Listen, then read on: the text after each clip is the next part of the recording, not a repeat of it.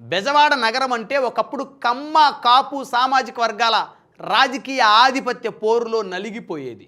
నాడు నేడు అదే పరిస్థితి. బెజవాడ మహానగరంలో రాజకీయాలకు సంబంధించి కమ్మ కాపు ఈ రెండు సామాజిక వర్గాల వారే ఎమ్మెల్యేలుగా, ఎంపీలుగా, స్థానికంగా పదవులు అధిరోహించిన ఈ రెండు వర్గాల వారే ఎక్కువగా అధిరోహిస్తూ వచ్చారు. ఇక విజయవాడ పశ్చిమన కనుక చూస్తే కమ్యూనిస్టు పార్టీలకు ఎక్కువగా అవకాశం వచ్చినటువంటి పరిస్థితి ఉంది. 1-2 సార్లు బీసీలు కూడా అక్కడ పనిచేసినటువంటి పరిస్థితి ఉంది. ఆ తర్వాత వైశ్యాస్ అక్కడి నుంచి గెలిచినటువంటి పరిస్థితి ఉంది.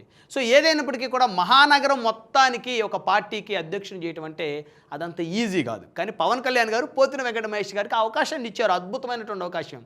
విజయవాడ మహానగరానికి మరో వంగవీటి మోహన్ రంగా వచ్చాడు అని చెప్పేసి కార్యకర్తలు ఆ స్థాయిలో ఆయన్ని పైకెత్తారు. జనసేన పార్టీ కార్యకర్తలు బేసిక్గా అంత పరిస్థితి లేదు. వంగవీటి మోహన్ రంగా గారు అంత పరిస్థితో, లేకపోతే పవన్ కళ్యాణ్ గారు అంత పరిస్థితో, లేకపోతే జగన్మోహన్ రెడ్డి గారు అంత పరిస్థితో, లోకేష్ గారు అంత ఆ పరిస్థితి కాదు. కానీ జనసేన పార్టీలో ఒక బీసీ నాయకుడిని ఆ పార్టీ అధినేత అంతలా పెంచాడు.